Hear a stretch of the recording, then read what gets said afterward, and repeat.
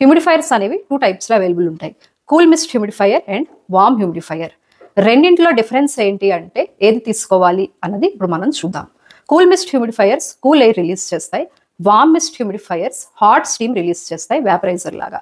Cool mist చాలా safe, especially పిల్లలు ఉన్నప్పుడైతే ఇదే తీసుకోవాలి.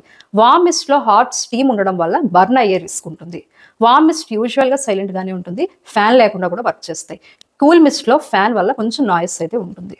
2 హ్యూమిడిఫైయర్స్కి రెగ్యులర్గా క్లీనింగ్ అయితే చేసుకోవాలి. కానీ కూల్ మిస్ట్లో బ్యాక్టీరియా గ్రోత్ అనేది జరగచ్చు వాటర్ వల్ల. కూల్ మిస్ట్ అయితే మనకి ఇయర్ మొత్తం యూజ్ చేయడానికి ఉంటుంది. కిడ్స్ ఉన్న ఫ్యామిలీస్కి మంచిది, ఎనర్జీ ఎఫిషియెంట్ ఆప్షన్ కూడా ఉంది. వామ్ మిస్ట్ అనేది కంజెషన్ రిలీఫ్ కోసం కావాలి, వింటర్లో యూజ్ చేసుకోవచ్చు.